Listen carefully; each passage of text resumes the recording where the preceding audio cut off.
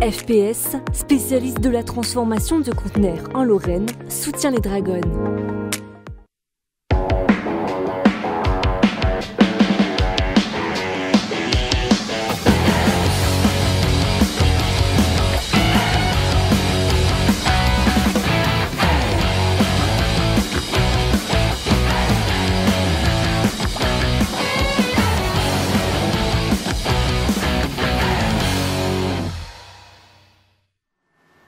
Metz Handball est donc champion de France pour la 25e fois de son histoire. Après sa démonstration de la semaine dernière face à Celles-sur-Belle, une victoire 42-20, place désormais à la double confrontation en quart de finale de la Ligue des Champions face à FTC. Match aller ce samedi à 16h.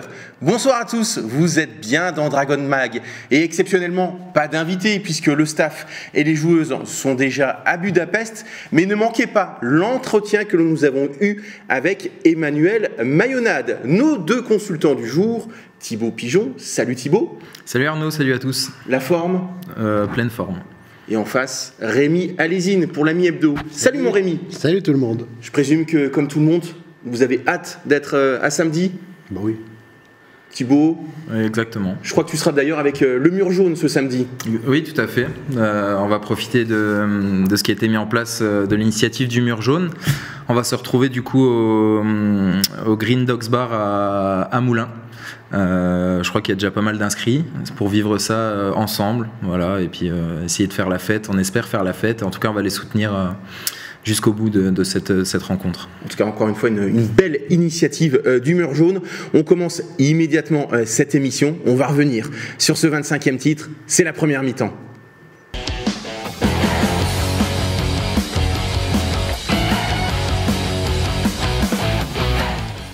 Thibaut, Celles-sur-Belle, victoire 42-20. Alors certes, Celles-sur-Belle était diminuée, mais la fête a surtout été très belle avec une belle démonstration. La fête a été belle, oui, une belle démonstration, la logique a été respectée, même si bien sûr un match n'est jamais gagné d'avance, on l'avait évoqué la semaine dernière dans le Dragon Mag. Voilà, les filles, comme tout au long de la saison, ont fait avec sérieux, beaucoup de sérieux, et du coup, il n'y a pas eu photo sur cette rencontre, et on a pu effectivement faire une très belle fête à l'issue de la rencontre. Le seul petit point noir finalement, c'est ce carton rouge à Camille Depuisé en première mi-temps. Thibaut, je voudrais avoir ton avis, puisque tu étais au plus près du terrain sur cette action. C'est vrai que c'est logique, malheureusement, ce carton rouge, puisqu'elle arrive un tout petit peu en retard. On le revoit face à la joueuse de Celles-sur-Belle. Ça reste un fait de jeu malheureux, comme il y en a dans toutes les rencontres. Ça fait surtout mal au cœur vraiment pour Camille, surtout sur cette rencontre-là où on savait qu'en cas de victoire, on allait fêter ce 25e titre. Malgré tout, bah voilà, elle avait quand même le sourire à l'issue, en tout cas du match, et elle a fait la fête. Elle a bien fait la fête aussi avec l'ensemble des joueuses. Donc voilà, je préfère retenir ça que sa détresse évidemment au moment de son expulsion.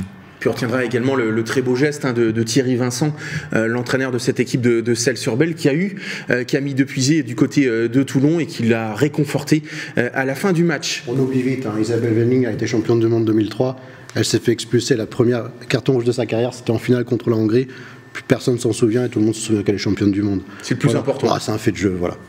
Rémi, toi qui es l'une des mémoires de ce club de Metz Handball, 25 titres, c'est un chiffre rond, on va le dire, même s'il n'y a pas un zéro derrière. Ah, c'est impressionnant quand même. C'est quand même incroyable, puisque c'est le plus grand club français au niveau des titres, devant l'Asvel, le Stade Toulousain ou le RC Cannes en volée. Il faut le dire parce que personne n'en parle au niveau national quand Metz est champion de France pour la 25e fois. Enfin, à part l'équipe qui fait un travail remarquable quand même sur le handball féminin, il faut quand même le dire. Les radios nationales, je sais pas, soit ils connaissent pas le handball, soit ils savent pas où est Metz, mais personne n'en parle. Alors simplement pour les Jeux Olympiques. Non, mais même une ligne, le signaler, mais c'est signalé nulle part. Enfin, contredisez-moi si vous l'avez entendu, mais c'est quand même navrant. Quand même, le lendemain donc le dimanche, dans le Républicain Lorrain, en une, c'était le FC Metz en première page avec sa victoire. Ouais, certes, sa victoire à Saint-Étienne. Il faut quand même bien leur taf, le Répu. Tous les jours de la semaine, il y a eu une page entière sur Metz Handball. C'est plutôt au niveau national que je veux dire ça. Loin de moi l'idée, encore une fois, de dénigrer qui que ce soit, quoi que ce soit, mais On aurait pu avoir cette photo-là en première page du journal des sports du Répu. Bon. Alors effectivement, on dénigrera certainement pas l'excellent travail de Laura Maurice, mais c'est vrai, au niveau d'un titre de champion de France et une victoire à Saint-Etienne, aussi belle soit-elle. C'est pas le débat là que je voulais soulever, parce que oui. Il y a une saison qui est passionnante aussi pour le FCMS, c'est une page de lectorat important. Bien sûr. Et le Répu, toute la semaine, a fait une page à chaque fois pour préparer ce match en Hongrie. Donc voilà, j'ai du mal mais c'est au niveau national. Toutes les radios, RMC, la radio du sport, moi j'attendais qu'ils le disent pendant tout le week-end, j'ai pas entendu un mot là-dessus. Bon, on parle de la commotion de Cléopâtre Darleux, on lui souhaite tout le meilleur du monde, on en parle tous les jours pendant une semaine, on fait des débats dans toutes les émissions, mais handball et champion de France, personne n'en parle. Ça me dérange. Et ce titre, ce 25e, il est magnifique. Il est magnifique, mais quelle importance il revêt pour toi par rapport au précédent, dans l'histoire du club? On verra dans plusieurs années, parce que là, il date d'une semaine, donc forcément, il est dans les mémoires. Mais évidemment que sur 25 titres, tu en as qui te marquent plus que les autres. Forcément, sûrement le premier. Moi, je ne l'ai pas vécu, j'avais 1 an, donc en 89. Mais moi, il y en a certains, celui de 2006, où le club était donné pour mort en 2005.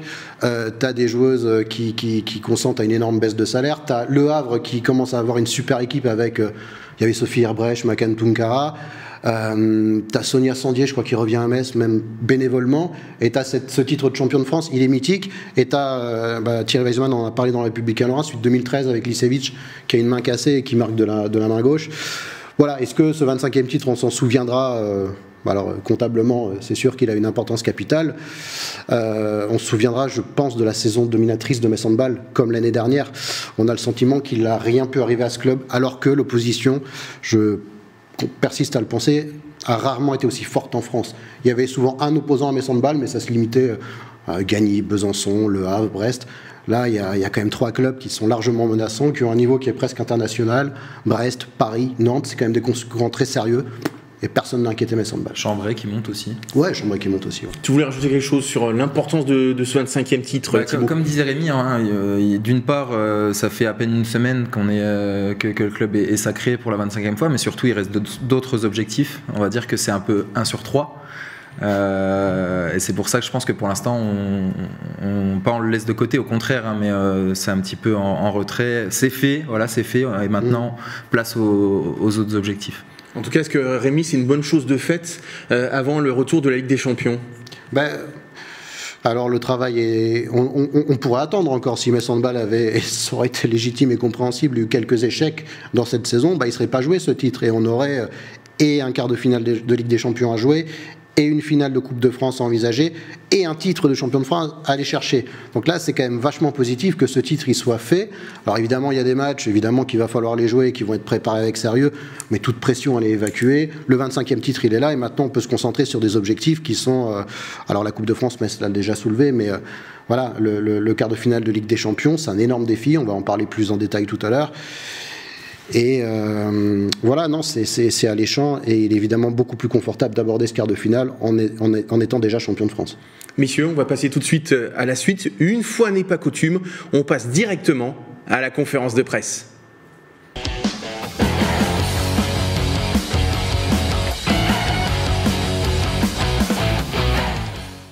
Alors l'entraîneur messin Emmanuel Mayonnade nous a accordé un long moment lundi soir, 48 heures après ce titre de champion de France. Il dénude rien, justement ce titre, mais surtout la double confrontation face à FTC, mais également la présence ou non de Bruna De Paola. Entretien. Salut Manu. Salut. Merci de nous accueillir chez toi, ça change. D'habitude, c'est moi qui t'accueille. Est-ce que tu es comme Thierry Weisman, le président? Est-ce que pour toi, ce titre-là est le plus important, quoi qu'il arrive d'une saison? Je le pense aussi. On a déjà eu cette discussion avec Thierry. Et quand je suis arrivé au club, au bout d'1 an et demi, on a eu la chance de le gagner 2 fois. Et je dis à Thierry, j'ai un peu peur que les gens autour, et peut-être nous en interne, on a tendance à banaliser ce titre et à faire quelque chose de normal, alors que c'est une épreuve. C'est-à-dire que toutes les semaines, il faut relancer 1 ou 2 fois. Parfois, on est en Ligue des Champions, à l'extérieur, on perd. C'est arrivé, à Iceberg par exemple, cette année. Et il faut relancer le mercredi, parfois à l'extérieur, et retrouver l'énergie et la motivation, etc. Pour moi, c'est une compétition qui est très très dure, très très éprouvante, très exigeante, parce que, encore une fois, je le dis, on a commencé tous nos matchs à 0-0, on a tout le temps eu une opportunité de perdre, on a tout le temps eu une opportunité de prendre un mauvais chemin. Voilà, force est de constater que l'équipe a toujours su se relever, a toujours su prendre le bon chemin pour aller gagner et aller chercher les victoires, avec pourtant des matchs parfois assez étriqués. Hein. J'en ai plein en tête, des matchs qui auraient pu tourner d'un côté ou de l'autre, ou des faits dans un match qui auraient pu nous voir basculer dans une spirale un peu négative, et pour autant, l'équipe a su chercher la victoire. Donc oui, comme Thierry, je pense vraiment que c'est important, et c'est ça qui permet aussi pour autant de valider l'aventure en Ligue des Champions sans avoir à attendre une wildcard, etc. Et donc là, moi je le dis, très, très content, très soulagé. Je ne sais pas ce qui va devenir de la fin du championnat pour nos concurrents, mais en tout cas, je vois que certains se bagarrent pour la 2e, 3e place. Et quand on sait les enjeux liés à la nécessité de faire la Ligue des Champions année après année pour gagner un peu en crédibilité, c'est quelque chose qui est très, très important. Ouais. Pour le public, mais également pour l'équipe et pour toi, est-ce qu'il y a un regret que finalement ce championnat ne se termine pas comme la saison passée sur une finale aller-retour? Zéro. Zéro. C'est vrai? Écoute, je l'ai dit à Nicolas Jarza, le préparateur physique, à l'issue du match, j'ai dit heureusement qu'il n'y a pas de play-off. En fait, je trouve que cette saison-là, elle mérite d'avoir cette apothéose-là. Je trouve qu'on est au-dessus. Parce que l'année dernière, vous êtes au-dessus et finalement ça se joue à rien. Voilà. Mais moi je suis le premier pour dire, peut-être que Brest a eu autant de défaites parce qu'il y avait ce principe de play-off et de play-down. Et peut-être qu'elles ont joué de ça. Peut-être qu'elles ont accepté de perdre des fois, privilégiant certaines échéances, certains matchs, etc. etc.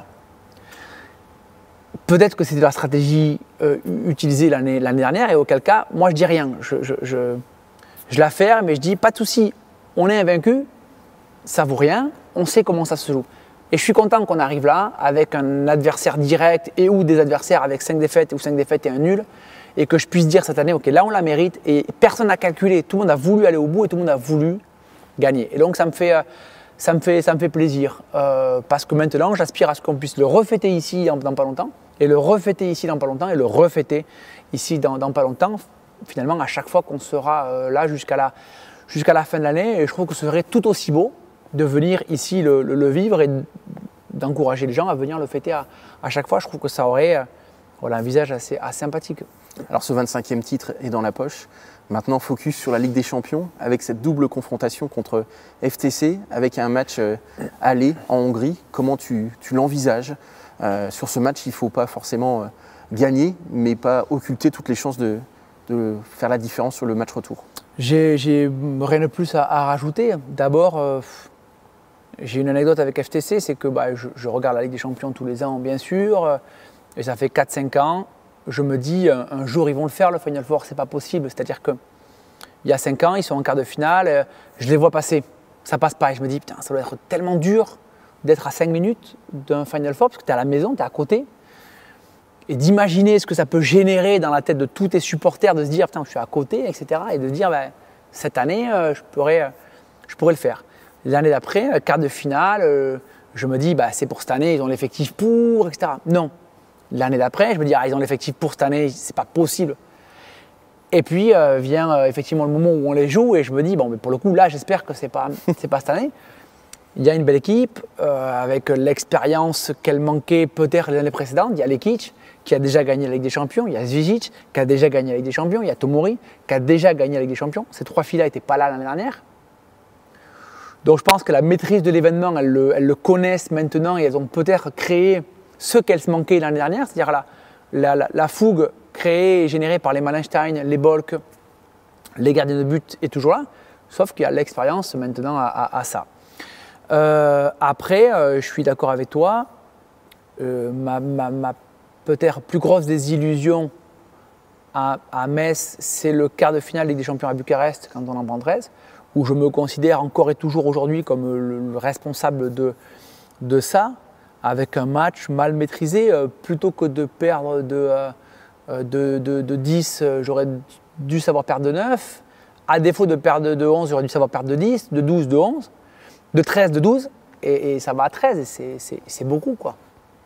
Pas irrémédiable, parce qu'on aurait pu, peut-être, mais on part de loin, quoi. Et donc, voilà, c'est peut-être pas aller chercher une qualif, parce que je pense qu'elle n'arrivera jamais, mais surtout ne pas être effectivement éliminé avant le match retour, quoi. Alors tu as parlé de beaucoup de joueuses, tu n'as pas parlé de Catherine Kluber, qui est la meilleure marqueuse de cette équipe avec 101 buts en Ligue des Champions. Il y a Malestein que tu connais bien, la néerlandaise. Il y a Emily Bolk, l'allemande. C'est vrai que cette équipe, elle est peut-être sous-cotée sur cette Ligue des Champions, alors qu'elle a montré de très belles choses contre Vipers, notamment. C'est une équipe qui a gagné Odense 2 fois. Odense est 3e de la poule, qui a perdu de peu contre Bucarest et Vipers qui sont en premier qualifiés. C'est une équipe qui vient de battre Győr en finale de Coupe de Hongrie dimanche. Donc c'est une équipe qui est dans la partie, quoi. Je ne parle pas de Kluber effectivement, mais c'est un oubli de ma part à ce moment-là parce qu'elle a plus de 100 buts. Et elle ne joue pas tout le temps, puisqu'il y a quand même Alicia Stolle, qui est une arrière-droite allemande internationale et qui joue aussi et qui vient récupérer 10, 15, 20 minutes en fonction de l'état de forme de Kluber. Donc, ouais, c'est une arme offensive plus. Donc, c'est une bonne équipe. Elle est surtout pas sous-cotée par le staff technique. J'espère qu'elle n'est pas sous-cotée par les joueuses dont on a la responsabilité, mais je ne le pense pas. Voilà, après, il va falloir jouer ces matchs-là, mais moi je pense que c'est une très très bonne équipe de Ligue des Champions. Ouais.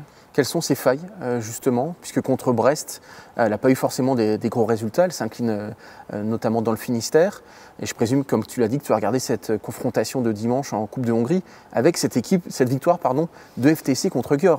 Alors certes d'un but, mais gagner un trophée contre Győr 28-27, là aussi c'est significatif. Alors il y a 2 choses. À Brest, elles n'y vont pas avec tout le monde. 1 ou 2 jours avant, il y a une dynamique Covid là-bas et Kluber par exemple n'est pas du voyage. Et quand on dit que Kluber elle met 100 buts par match, elle apporte une réelle. 100 buts par match. Qu'elle a mis 100 buts depuis le début de saison, pardon, elle apporte une certaine dangerosité. Et c'est vrai que c'est assez négligeable de ne pas la voir à ce moment-là. Moi, le match de Győr de dimanche m'interpelle, quoi. C'est-à-dire qu'il y a 15 jours, elles en prennent plus de 10 contre Győr en championnat. 15 jours après, elles vont les gagner. Je trouve que c'est faire preuve d'une réelle souplesse tactique, d'une vraie force de caractère que de se dire contre cette équipe-là, il y a 15 jours, on a perdu de 13 ou de 12 ou de 10 et on va les gagner un tout petit peu. Moi j'aurais adoré que mon équipe vive ça parce que je trouve que c'est constructeur pour l'avenir de quelque chose de très très grand, de se dire face à l'une des meilleures équipes d'Europe, on a perdu il n'y a pas longtemps. Mais par contre, les filles, vraisemblablement, en mettant les ingrédients pour, en étant sérieux, en bossant bien, on est capable d'eux.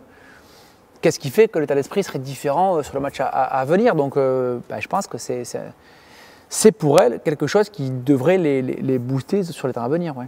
On a vu Bruna De Paula arriver sur le terrain pour fêter le titre avec ses copines en courant. On présume qu'elle sera sur le terrain ce samedi à FTC. Est-ce que tu as hésité, en tout cas, à lui donner un petit peu de temps de jeu contre Celles-sur-Belle pour qu'elle retrouve peut-être un petit peu de rythme? Non, on n'a pas du tout hésité contre Celles-sur-Belle. D'abord, ce qu'il était entendu pour elle ne lui laissait pas la possibilité de. Elle n'avait pas encore repris d'entraînement handball avec l'équipe et on avait la volonté de la faire reprendre d'abord en spé avec le staff technique une fois que le staff médical, kiné inclus bien sûr, avait fait l'essentiel du travail avec elle. Voilà, aujourd'hui, à ce jour, elle n'a pas encore repris l'entraînement collectif. Ça devrait arriver très très vite, mais on n'a pas eu le sentiment que priver Bruna de 5 ou 10 ou 15 minutes la pénaliserait pour le match. Je pense qu'elle a montré assez de choses.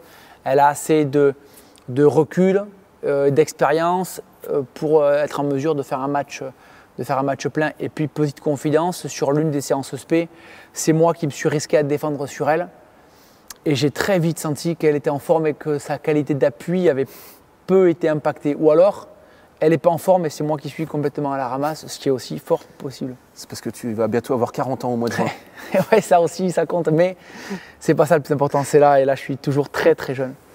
À quel point une saison serait réussie et une saison ne serait pas réussie? Est-ce que le fait d'avoir simplement le titre de champion de France serait une réussite? Est-ce qu'il faut pour toi absolument retourner au Final Four, réaliser le doublé championnat-coupe?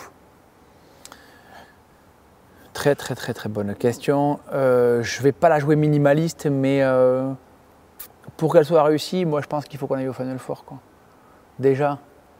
Et après, parce qu'on y est, il nous restera encore 2 opportunités de gagner quelque chose, quoi. Donc je pense que c'est ça. Il faut qu'on y aille. Il faut qu'on y aille plus. Il faut qu'on donne tout. Il faut pas qu'on chouine. On a 15 jours là à mettre de l'énergie, à être concentré, à faire le nécessaire. Voilà, vraiment, je ne pense pas que je suis petit joueur à dire, bon voilà, parce que j'aurais pu dire une victoire en finale de Coupe de France et puis ça aurait été super, mais on ambitionne depuis le début d'être champion de France, d'aller au Final Four. Et on part de loin en début d'année encore une fois, donc y être, ce serait... Et puis en plus, là c'est peut-être personnel, mais ce serait la première fois qu'on fait 2 Final Four d'affilée.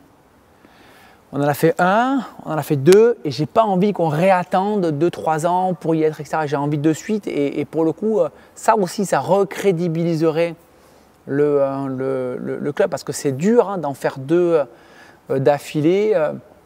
Et donc voilà, je pense que c'est ça qui pèserait, qui permettrait aussi, aux yeux de tous et de toutes, de dire « Ah ouais, ok, 2 en 2 ans, c'est beau quoi ». Je me compare pas avec les autres, mais c'est vrai que peu sont les équipes qui sont capables d'en faire tac-tac 2 d'affilée, etc. Et le cercle se resserre.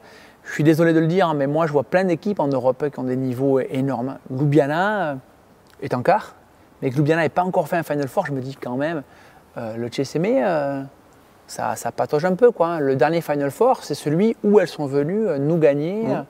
Ici, il y a un moment maintenant, donc je me dis, mais comment cette équipe-là n'est pas au Final Four, comment FTC n'est pas au Final Four depuis un petit moment maintenant. Donc c'est dur, c'est très très dur, et voilà, je suis content qu'on soit en quart, mais on aspire à plus, et ce serait vraiment incroyable, quoi. Merci à Emmanuel Mayenad de nous avoir accueillis aux Arènes de Metz. Et vous pouvez découvrir l'intégralité de cet entretien, puisqu'il y a encore 20 minutes à découvrir sur notre chaîne YouTube. Thibaut, qu'est-ce que tu retiens de cet entretien ? C'est du petit lait déjà. Voilà, ça s'écoute tout seul. C'est toujours un régal d'écouter Manu parler. On en retient que, effectivement, et je trouve ça assez légitime, la saison pour lui sera réussie qu'en cas de nouvelle qualification Final Four. Légitime pourquoi ? Parce que quand tu termines en tête du groupe devant Győr, devant Esbjerg, devant le Rapid Bucarest, ça paraît, effectivement, pour moi, c'est juste légitime d'espérer aller au Final Four. Et comme il le dit, ça sera tout sauf simple, parce que FTC, comme tu le disais toi aussi, moi je trouve aussi que c'est un petit peu sous-coté. Il y a des joueuses d'expérience, il y a Malestein que Manu connaît pour l'avoir eu avec les Pays-Bas. Donc ça sera compliqué. C'est pour ça que moi je mise sur une grosse ambiance aux arènes le 7 mai.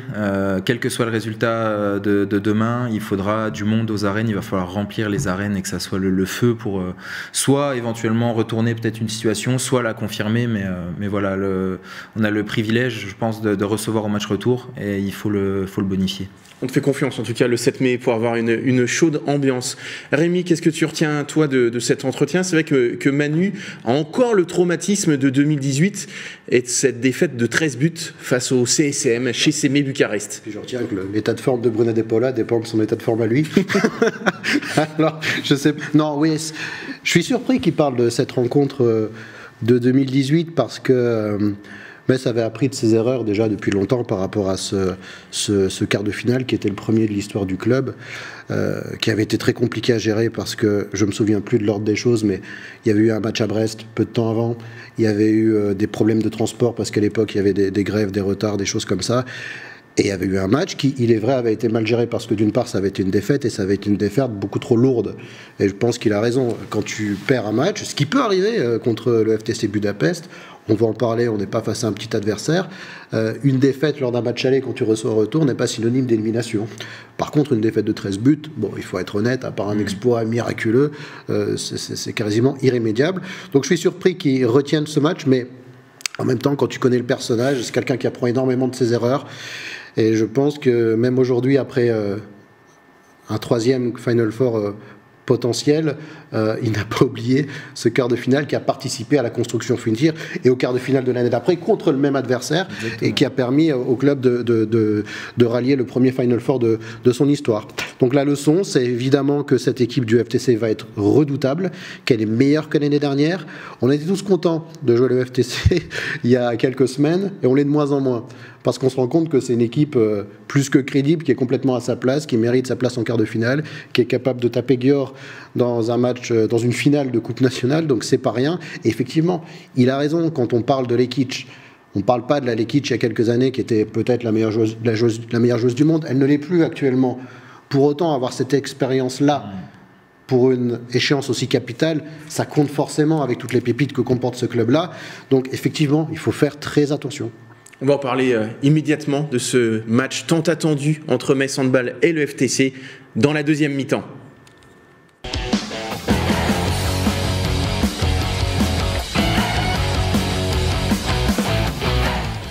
On va revoir, si vous voulez bien, les principaux comme résultats de FTC cette saison en Ligue des Champions, pour s'apercevoir que cette équipe, même si elle a terminé 4e de sa poule, a fait forte impression, puisqu'on le voit, match nul à domicile, 26 partout contre Vipers, une défaite 30-24 du côté du chez Sémé, défaite à domicile contre cette même équipe roumaine 29-33, défaite d'un tout petit but contre Vipers 27-26, et en 8e de finale, là ça nous parle, puisque Metz Handball a affronté Podgorica, victoire 28-24 du côté du Monténégro, et victoire 27-22 à domicile. Alors c'est vrai que Thibaut, tu as toujours été plutôt confiant quand même par rapport à ce quart de finale, mais on le disait, il y a un mélange savoureux d'expérience avec Malestein qui a 30 ans, Lekic qui a 35 ans, et puis il y a des stars comme Kluber qui pèsent quand même plus de 100 buts depuis le début de cette Ligue des Champions. On a Bruna De Paula, on a Tadou Sakho, on a Louise Winter-Burgard, on a voilà. Bon. Encore une fois, je pars du principe qu'on ne doit pas avoir peur. Ça va être un combat. Clairement, Christina l'avait dit aussi ici la semaine dernière, et elle s'y attend. Ça va être un combat. Quand on voit les résultats qu'a fait cette équipe contre Vipers, qui est champion d'Europe en titre, voilà, ça en dit long. Effectivement, c'est un candidat, comme le disait Rémi, crédible, qui est à sa place en quart de finale.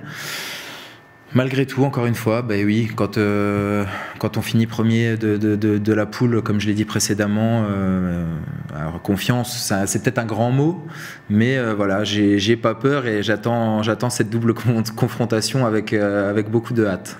Alors c'est vrai, Rémi, que j'ai un petit peu regardé cette équipe comme de FCC. Je sais pas quoi faire la nuit. Donc, et effectivement, c'est une équipe en tout cas qui aime beaucoup plus attaquer que défendre, à l'image de Malestein, qui est une très bonne joueuse sur le plan offensif. Oui. Qui en défense est peut-être une des meilleures du monde, donc ça compte. Et c'est pour ça que cette équipe me faisait moins peur dès l'instant où Béatrice Edouge n'y était pas. Mais c'est quand même une équipe redoutable. En tout cas, messieurs, l'équipe, elle est partie à Budapest ce matin en avion. On a les images, puisque notre correspondant, Mathieu Anquinet, en tout cas, est parti là-bas, le petit chanceux. On voit donc les joueuses de Metz Handball. C'est lui dans la soute, là? Non, je crois pas. En tout cas, on voit les joueuses messines, effectivement, prendre l'avion. On voit beaucoup de décontraction, notamment là avec Pierre Gillet. On le voit aux côtés, notamment de Laura Canor, Sarah Bouktit, Emma Jacques, ou encore Camille Depuisé. On va retrouver d'ailleurs Mathieu Anquinet qui est en direct avec nous depuis Budapest. Alors Mathieu, déjà bonjour, et quelles sont les dernières infos que tu peux nous donner et comment tu sens l'équipe à maintenant moins de 24 heures de ce grand rendez-vous face au FTC? Salut Arnaud, salut à tous. Effectivement, je suis à Budapest, j'ai fait le trajet avec les joueuses, le staff et quelques partenaires qui vont vivre ce moment de l'intérieur. C'est un match un petit peu particulier, on sent un petit peu de tension, on sent de l'impatience, mais les sourires sont de sortie, en tout cas depuis ce matin quand nous avons pris un envol depuis Lorraine à Aéroport. Le voyage s'est très bien passé, hormis un petit délai. Le pape est de visite lui aussi à Budapest. Ça a créé quelques petits écarts dans les habitudes de l'aéroport, mais rien de bien méchant. Les joueuses ont pu se restaurer, s'installer. Elles ont assisté à une séance vidéo et elles vont bientôt se mettre à l'entraînement la dernière fois avant le match, avant le jour J qui aura lieu donc samedi. Nous allons être au plus près des joueuses pendant toute cette période. Vous pouvez retrouver d'ailleurs sur des réseaux de Moselle TV différentes vidéos. C'est un moment un petit peu important dans la vie du club qui vise un nouveau Final Four face à une équipe qui espère bien aller le chercher lui aussi. Mais je vous laisse en parler plus précisément en plateau. Vous le ferez certainement mieux que moi. Moi, je vous donne rendez-vous la semaine prochaine avec le débriefing de ce déplacement plutôt particulier. Merci beaucoup Mathieu, et puis tu reviens pas à Moselle TV sans la victoire ou alors une courte défaite. Messieurs, on va regarder l'agenda de ces quarts de finale de Ligue des Champions et vous allez me donner vos pronostics. Alors le premier match de ces quarts de finale, c'est FTC Metz Handball ce samedi à 16h. Ne manquez pas ce rendez-vous, que ça soit devant la télévision ou avec le mur jaune. Ensuite à 18h, nous aurons donc Győr qui se déplace à Odense, et le dimanche, nous aurons d'abord à Rapid Bucarest d'Orlan Canor face aux Vipers Kristiansand, double champion en titre. Et enfin, le dernier match à 16h, c'est Esbjerg face au HCM Bucarest. Tes favoris, mon Thibaut? Mes favoris de Metz, pour ce qui est du premier. Győr, je mettrais bien une petite pièce sur le Rapid. Donc ça serait la petite surprise de ces quarts contre Kristiansand et Esbjerg chez Sémé et Esbjerg. Rémi? Moi je mets pas une pièce sur Bucarest. La seule raison c'est que le match retour ne se fait pas au Rapide. Ne se fait pas au Rapide, sinon ça aurait inversé mon pronostic, donc je mets Vipers. Par contre, le CSM, que je refuse d'appeler CSM parce que voilà, c'est comme ça, je les vois bien passer. Je vois bien une surprise venir de ce côté-là de l'Europe. Parce que tu aimes bien aussi Grazadi et Laura Gloser, qui ne les aime pas. Qui ne les aime pas. Un pronostic pour terminer sur le match de demain entre, effectivement, évidemment, FTC Metz Handball. Rémi? Match nul. Match nul. Ah oui. Ce serait un bon résultat. Mais ce serait super. On signe tout de suite. Et toi, Thibaut? Metz. Toujours aussi confiant. En tout cas, moi on va dire, pour se couvrir, on va dire nul ou Metz. D'accord, très bien. Moi, je signe toujours, en tout cas, sur les 4 mêmes participants au Final Four que la saison prochaine. On verra bien. En tout cas, merci à vous deux d'être venus sur ce plateau. On se retrouve vendredi prochain avec une invitée, cette fois-ci. D'ici là, portez-vous bien. Et évidemment, allez Metz Handball!